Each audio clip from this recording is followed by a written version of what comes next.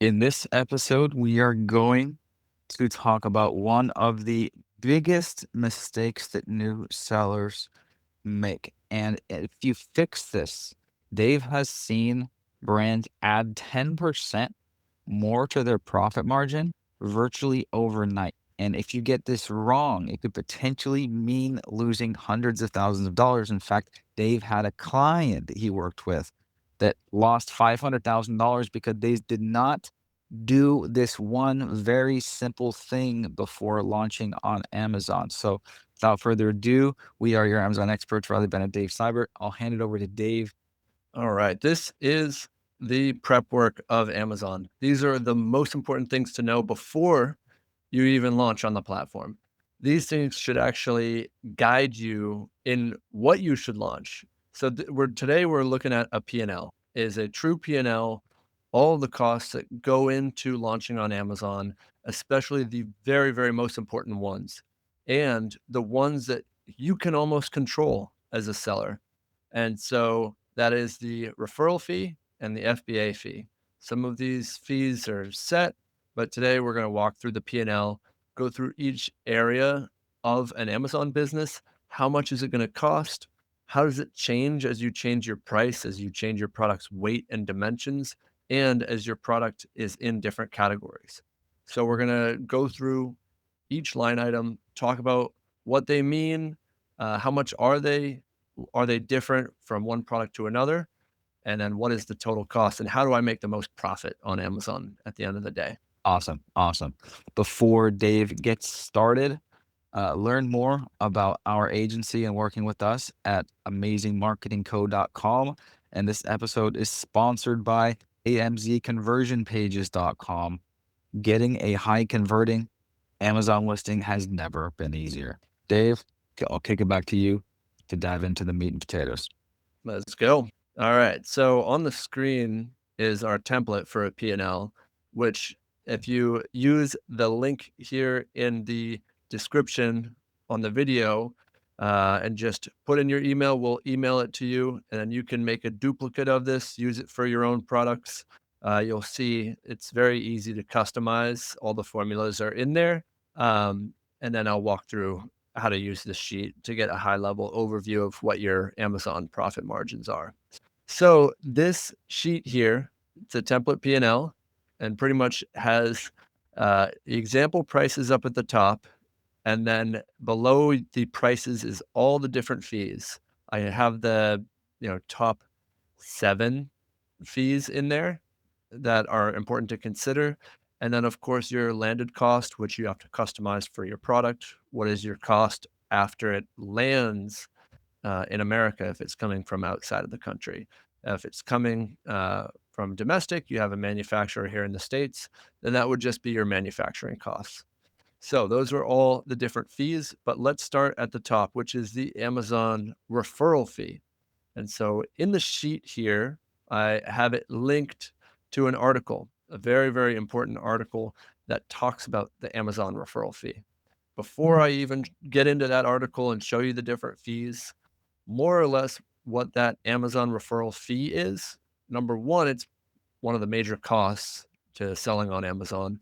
But by definition, it's really just what Amazon takes as its platform fee, its network fee, because they've built this amazing, beautiful marketplace. Yeah. They take a fee from every seller, whether you are FBA or you are FBM. Even if you're fulfilling the orders yourself, you still pay that fee. Yeah. Cost to And, be on the website. yep. And that fee is variable. We put in the formula 15% because most categories are at the 15% mark, but it's not as simple as that. So let's go into this tab. All right, I'm going to format this nicely so that we can see. There we go. Okay, this is perfect. So up at the top of this page here, you see Amazon's standard selling fees. And essentially, it's just the platform fee. It's a standard fee and it changes. So, assuming you're a professional seller, there is this $40 per month that you pay to be on a professional selling plan. Every professional Amazon seller is on the professional plan. It doesn't make sense to have an individual plan if you're selling, more than 30 or 40 products per month. because otherwise you pay $1 for every item you sell and you don't get all the tools. So everyone's on a professional selling plan. And then these referral fees, as you can see here, they say they vary by product category. For every item sold, you'll pay a percentage of the total price, which is important to note, the total price, that is the price that the customer pays, or a minimum amount, whichever is greater. And you can see in most categories, this minimum amount is 30 cents. And so for almost everyone, unless you're selling a product for $2, you're going to pay the percentage and you don't really need to worry about the minimum amount. So each product category, they pay a different referral fee. For all the most popular ones, it's 15%, but there's a couple ones that are higher and there's a couple situations where it's lower. So this is super important to check. Check your product before you launch it. Even while you're researching what you're going to launch, you should check this link. And so, walking through some of the most important ones here, Amazon device accessories is not a big category. If you're selling an accessory, a replacement cord to an Alexa, something like that, very, very high, but not many people sell in that category. Then we have the appliances categories. Automotive is a big one. So a lot of people sell in the automotive category, and it's one of the biggest ones. So this is actually at 12%, not 15. So very important to know that one. The P&L is a little bit better for automotive. Power tools is 12. Baby products is an interesting one. So if your product is less than $10 or $10 or less, so $10 on the nose or less, you only pay an 8% referral fee. However, if you sell your product for $10.01 or more, you pay 15%. So if you're selling a baby product that's on the cusp, you're like, maybe I'll sell for 12, maybe I'll sell for, 9.99. This is very important to note because you actually might make more profit at 9.99 than you would at 12 because of this fee. Some of the other categories, same thing. Beauty, health, and personal care. This is important to note. If you're selling chapstick, for example, and you're thinking, oh, well, I want to sell mine for like 14.99 because I really want to make sure I'm bringing home at least $3 per unit profit. Make sure you know if you sell for $10 or less, you're at 8% referral fee instead of 15. This is another popular category where people don't realize it's a little bit lower, and that's the industrial, scientific, and business supplies. That one's 12%. Clothing and accessories, this one's also a little bit convoluted. So you can see here 5% if it's $15 or less, 10% if it's between 15 and 20, and then 17% if it's greater than 20. So important to know this prior to launching because otherwise you'll just get your profit ledger at the end of the month and realize, well, okay, yeah, I made some money, but you don't realize, well, if I priced it at 14.99 instead of 16.99, well, I would have made the same amount. And so this is very important to know all of this data. Consumer electronics, it's a big one. That's at 8%. So that one's really good. Uh, Electronic accessories, not as popular as a niche. Fine art, also not that popular. You can read through this. I'm not going to get into it. Um, Grocery and gourmet, if you sell a food and beverage product that's in this niche, $15 is the threshold. You're 8% if you sell 15 or less, 15% if you're greater than $15. Uh, Home and kitchen is one of the biggest on Amazon, just at 15. So if you're in home and kitchen, standard. Um, the other one that's a very, very common one, pet supplies. So almost all pet supply products are at 15, except 22% if it's a veterinary diet product. So that's good to know. Sports and outdoors, tools and home improvement, toys and games, office products, all at the standard 15. And then everything else. So if you're, for example, a health and household product, 15%. So if you don't see it where you are, if you're a supplement brand, 15%. If you're not anywhere on here. And you can see um, it's all the ones that don't fit within the existing categories. So most of the time, a seller is going to be at a 15% Amazon referral fee. But if there's two different categories where you're like, well, maybe we could be in beauty or maybe we could be in health and household, check this and make sure you know if you could get a lower referral fee because that is profit margin from the get go. the fact that you could save money from the very first sale, that's huge. Mhm. Weren't you telling me that you helped a brand change their category and, like, made them a bunch of money overnight? Yeah, it's just one of the hardest things to do is get Amazon to pay you, you know, Amazon to make less money off you. It's very hard to do, but it is possible to change your fee category. Um, it's a very complex process. It takes some time, but it is possible. Uh, the easiest way, it's like the easiest way to hike Everest, you know, easiest way to do this, from my understanding, is if you have other competitors within your niche or a product that's similar to yours, where you can point to them and say, "Hey, they are in the consumer electronics category, and they have the same product as us, and we can prove that." So therefore, we should also be in that category. It's the same thing with like getting multiple subcategories or something like that. It's so much easier to piggyback off of a brand that's already doing it. It's very hard if no one else has done that before, for you to be the first one. Um, and the key to changing any fee category, it's just about other products that are close enough to yours being in there. If you are, you know, if you're a hoodie company and you sell hoodies, you know, Amazon's not going to let you get in the luggage category because it's just not even close. So it has to be a good argument in order Mm, to change that referral fee. But got it. it saves massive amounts of money, like especially if you're a big brand, and it's not something that you've ever looked at. It can really add tons of profit, and I've seen it. I've seen brands go from 15% down to 12, life changing. I've seen a Yep. couple times 15% down to 8, and that is Yeah. just, like, insane. 7% straight to the bottom line. It's insane. And not just this, Dave's gonna talk about more things where you can save percentages on fees. Uh, and so, yeah, this is just the start. Yeah, let's get into the next one. This is a super important one. I've seen brands kill it because of this, and I've seen brands get absolutely crushed and pay money that they didn't need to pay to Amazon, because of this, and that's the FBA fee. So important to look at this one. So I'm gonna go over here. Let's make sure that you can see this tab, and that is here, the Amazon FBA fulfillment fee. See how we're doing. Yeah, that looks good. So this sheet or this link is also in our P&L sheet as well, directly in that cell. So you can click on that. It'll take you here. This says, all right, what is the fee? This is when Amazon fulfills your product. How do they calculate it? The first way is by your product size tier. And so that's what I'm going to show first is what does that mean? It's pretty much Amazon has different tiers depending on how your product's dimensions and how much they weigh, etc. And then once you have your size tier, it's based on the shipping weight or dimensional weight, whichever one is greater.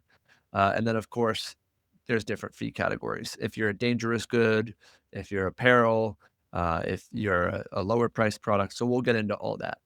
Now, first thing to do, know what rates you have. And so knowing your product size tier is the first step. So here's that. Here's the table, and this is 2023. So here's 2024. And it's important to always check this link because Amazon changes it. As you can see, that it used to be here, these dimensions, and then it ended in February of 2024. Now here is the new one. So small standard size. This is the lowest cheapest product size tier.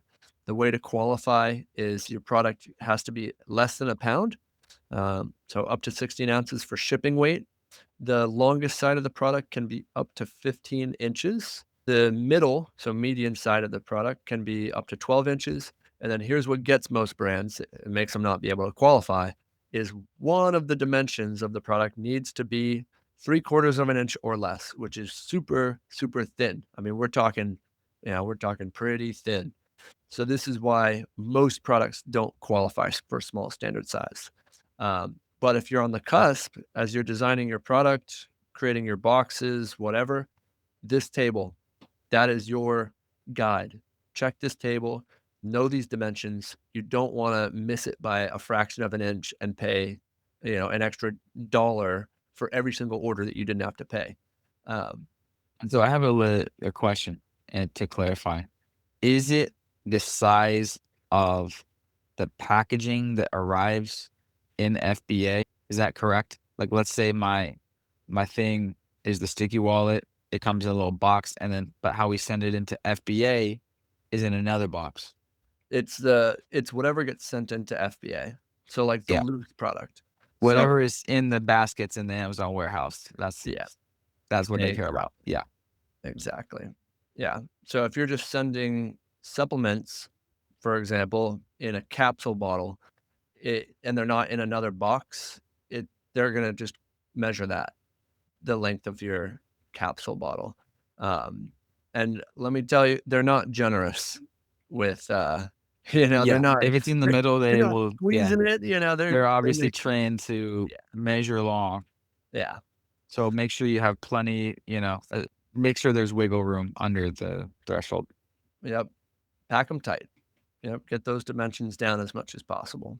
Um, I'm gonna talk for a second about the difference between large standard and large bulky, because if you are on the cusp and your product is, big but not that big, you do not want to go in large bulky. You just don't. If you can get into large standard and you're on the fence, you wanna make sure that you get into large standard size and make sure that you follow these dimensions here to a T. You don't wanna get this one wrong. This is where I have seen brands pay arm and leg. They're paying hand over fist for Amazon fees because they fell into the large bulky category when they didn't need to. And if you're in large bulky, but all your competitors are in large standard, they're going to eat your lunch from a profit perspective. They are. And then you're going to have to charge more for the product to be able to make the margins that you need. It's just an uphill battle. So I'm going to just say this one up to 20 pounds. Most products are less than 20 pounds. But then longest side, 18 inches, below 18 inches. Smallest side, less than 8 inches. And then the median side, 14 inches. It's got to be less than 14 inches. I've seen brands miss by half an inch, and that half an inch Yeah. cost them hundreds of thousands of dollars in excess fees because made them fall into large bulky. And I'll show Yeah. you the table, and this table is what all the fees are. You'll see the difference between standard and large bulky. I'm not This gonna go happened into with my these. first product, the selfie stand. It was a selfie stick tripod, about shoebox size. And it was only until like a few orders in that we realized, oh my God, if we literally just told the supplier, make the box an inch shorter, and it got us from large bulky into large standard size and made that much more money. Yeah. Yep, it's crazy. This is the Bible to live by before you launch, is make sure you check all these things. It is so important. It really makes a difference because these things are hard to change after you've already launched. It's hard to affect these things. And now let's get into the difference, right? I'm not gonna talk about the other big categories because most people aren't selling big furniture at FBA. So, these are the actual fees. Let me put this down here. All right. So these are all the FBA fulfillment fees. Just note this does not include apparel. Those are different fees. So we're just going to look at this table, but if you're an apparel seller, there's a different table for you. So let's look at first small standard versus large standard. And so you can say, all right, I've got my product. It weighs just under a pound. I just barely made it, but I got all my dimensions right, and we're in small standard size. Let's say you weigh just under a pound, you're gonna pay $3.65 per unit, for a fulfillment fee. So pretty good. Now let's say that you missed it by an inch and your box is just a little bit too thick and you fell into large standard, same weight, 16 ounces, you're paying 455. So that's 365 versus 455, an extra 90 cents per unit. This could be massively impactful if you're selling a product that's $10, $9 if it's cheaper. That's 10% of your margin right there. 90 cents is that's 10% of your margin. That could be better spent towards on advertising, um, or it could be better spent towards, whatever you want to spend your money on, buying your yacht and vacationing in Mykonos. That 90 cents can be a huge difference. Now, if you're selling a $120 product that's very small, maybe you don't need to sweat as much. You're like, okay, 90 cents. I'm willing to get my special custom packaging that I want that's going to make someone pay $120 for my product. Whatever. This is just the facts. Is if you're in small standard, 365. If you're in large standard, it's going up to 455. Now, large standard to large bulky, this is the big difference. And the reason for that is when you're in large bulky, you automatically pay a base of $9.61. So let's say your product is super light and maybe you sell like an American flag and you just package it in a way that's just bizarre and it weighs a pound. If you were in large standard and let's say you weigh just under a pound, $4.55. But if you mess up those dimensions and then you fall into large bulky, no matter what, you're paying 961. That's just the base. And then you pay an extra 38 cents per pound above the first pound. So if you're a 1 pound product, 961. 2 pound product, you just pay 961 plus 38 cents. So that's, 9.99 it looks like.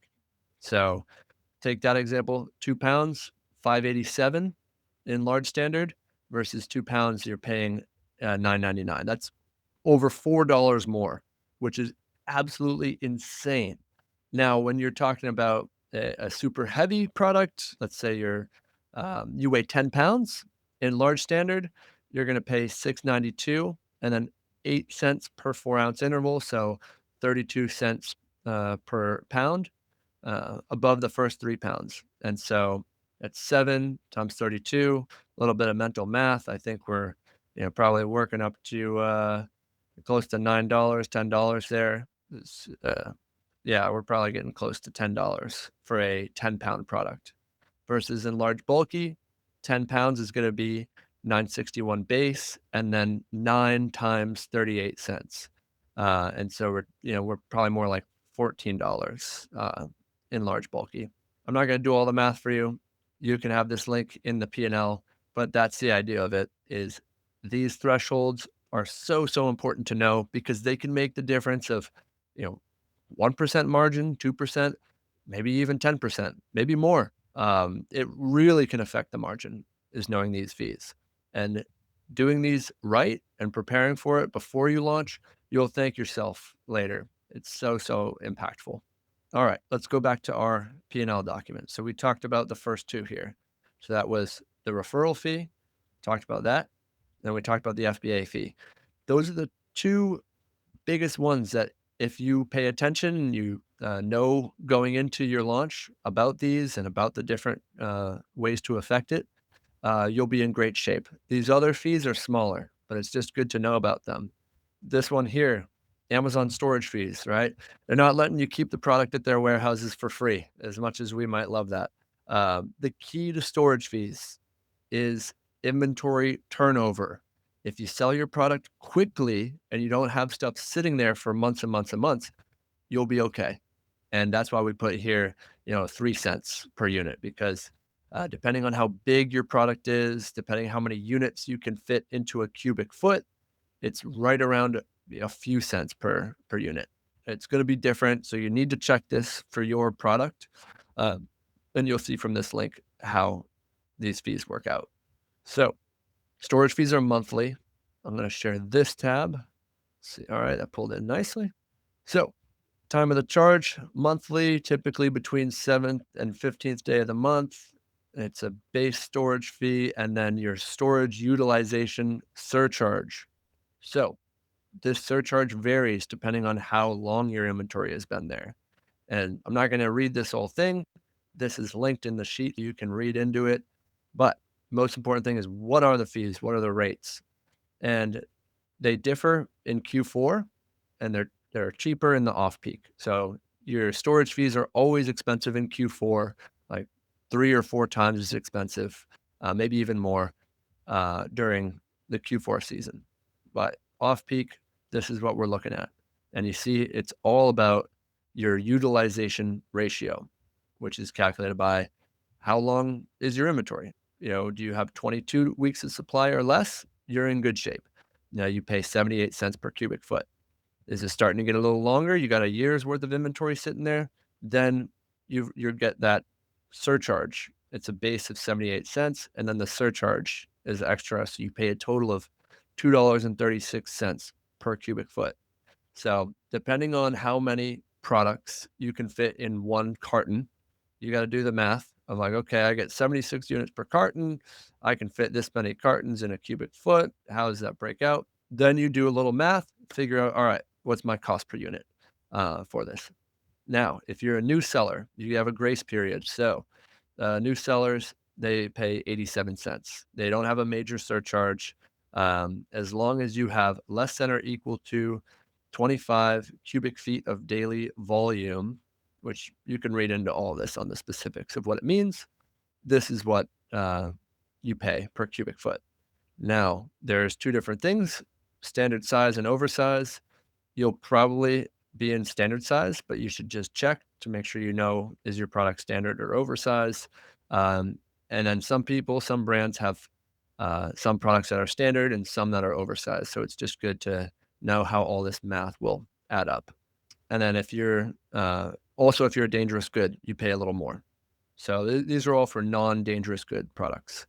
And you can see here, October to December, just get ready to pay a little more. You're gonna see higher sales, but Amazon is gonna, take their, amount too. So it goes from a new seller usually paying 87 cents per cubic foot.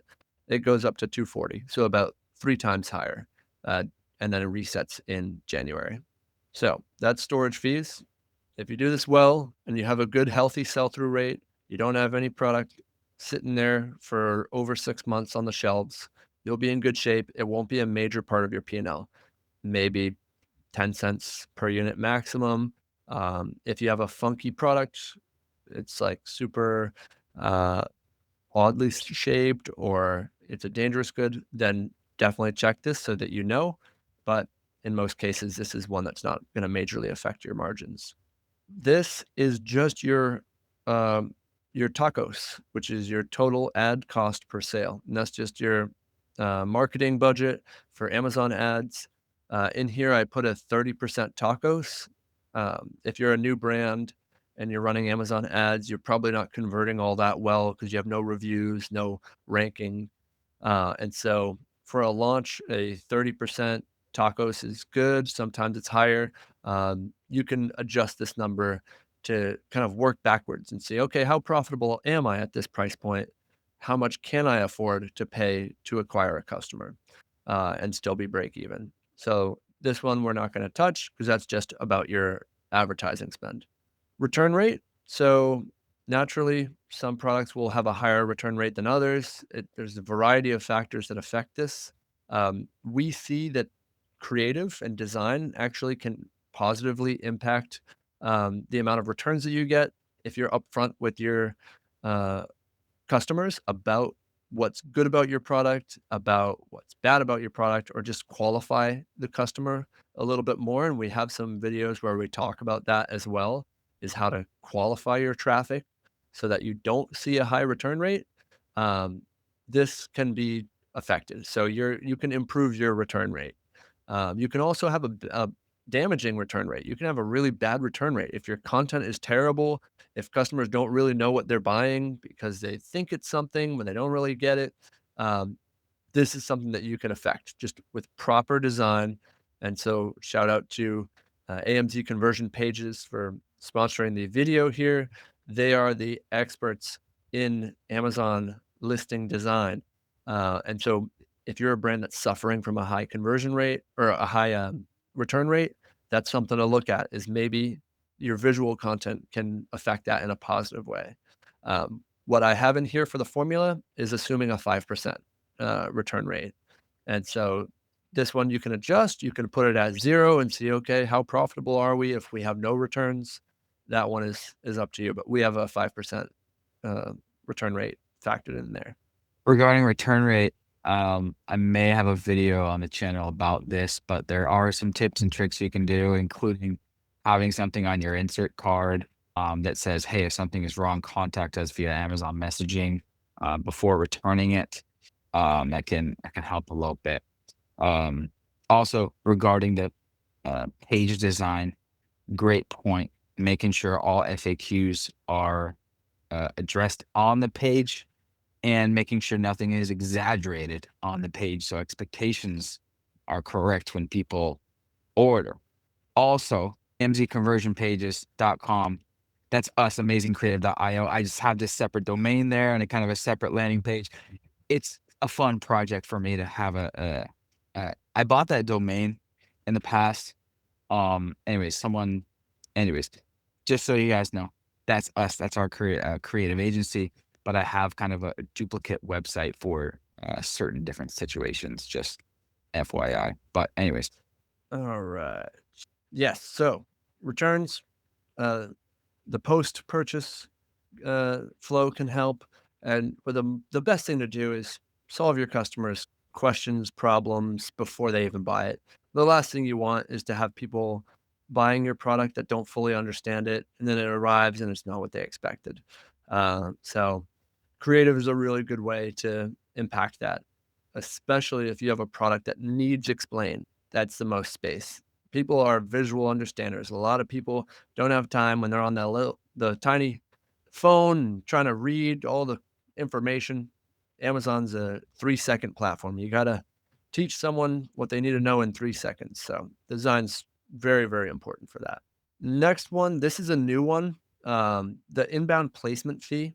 This is new, a new Amazon fee as of the past couple of years. Typically, you didn't have to pay an additional cost to ship to one Amazon warehouse.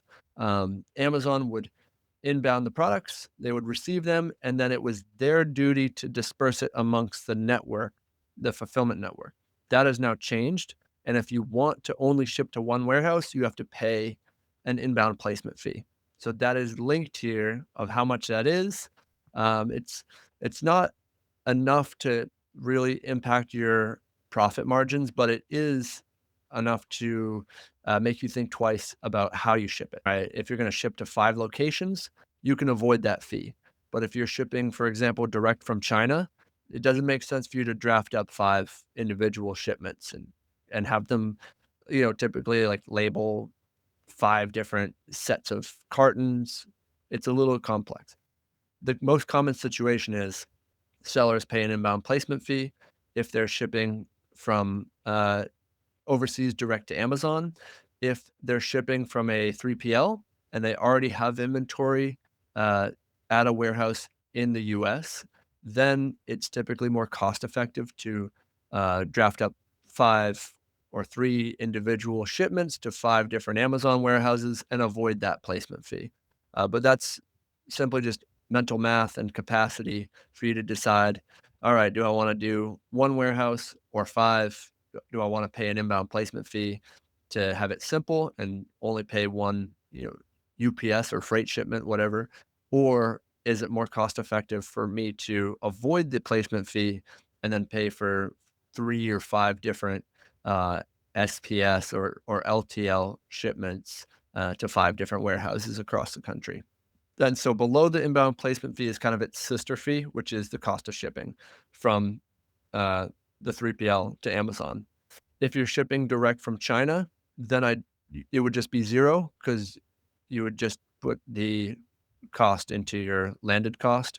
But if you're shipping from a 3PL to Amazon, then you would have that either instead of an inbound placement fee or in addition to an inbound placement fee.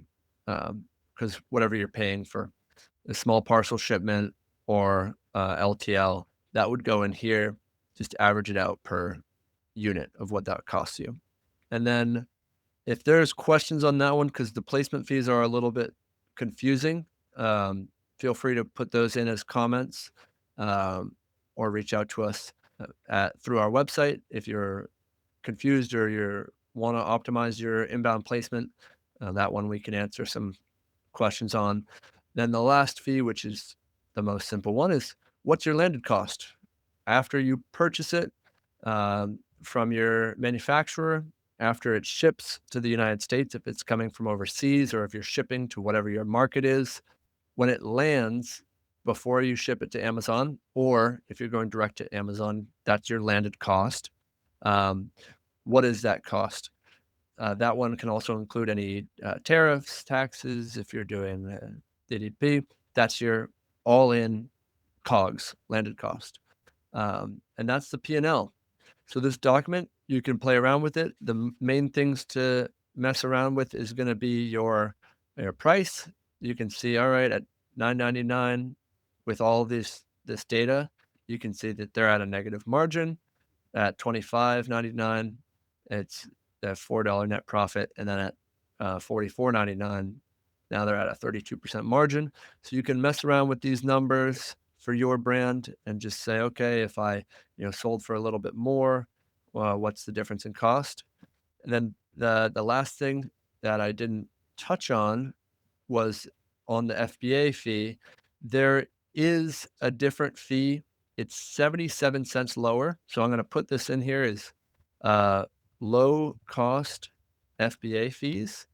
If your product is $10 or less, then your difference is going to be 77 cents cheaper. Now, I believe this is only if you're in small standard for low cost FBA fees, but it may still apply if you're in large standard. But you save 77 cents. And so if you would normally uh, sell at, let's say, 24.99, if you would normally pay $3.06 based on your fee category, then you can see here it's going to cost you 77 cents more to price that above $10. So you can see at $10.01, your margin is actually going to be lower than if you sold at 9.99 because of that difference in low cost FBA fees. So if you enjoyed Nice. this P&L, we're more than happy to share all of this information with you. Um, we'll just have a landing page for you in the description. Throw in your email. We'll send you this. You can just make your own duplicate and play around with the numbers, and this should help a lot. These numbers and these articles are so helpful to know prior to getting into Amazon. And even if you're already selling, just looking through each thing and figuring out, all right, where can we optimize? Where can we save a few dollars? And it makes Yeah. a massive difference. Yeah. This is great. I would say if anyone has a question or would like us to do a deep dive episode on another piece of this, definitely let us know.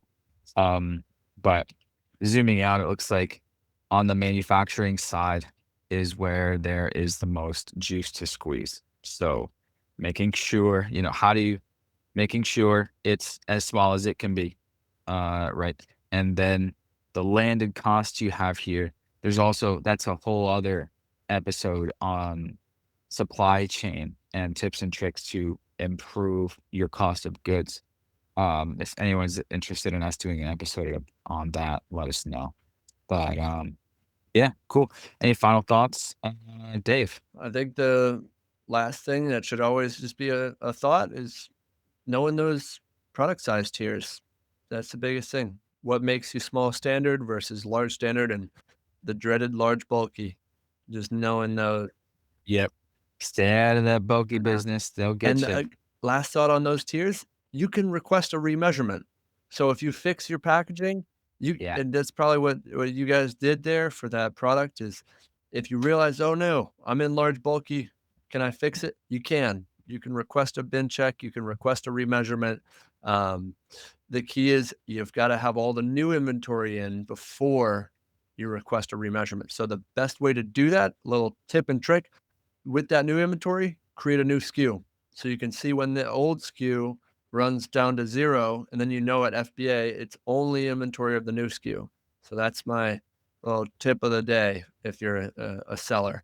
Versus the last thing you want is to Got have it. So one straggler unit and they request a remeasurement on that one old unit.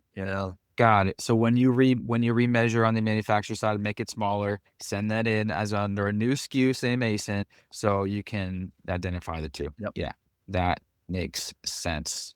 And also, if any people are wondering, do we help our clients optimize this P&L? We do for our A to Z clients. So your senior brand manager helps you with this stuff, optimizing cost of goods and FBA fees and all that. So this is something that we do for our clients. Exactly. Cool, cool, cool. All right. See y'all next episode. We got to go. Peace. Ready?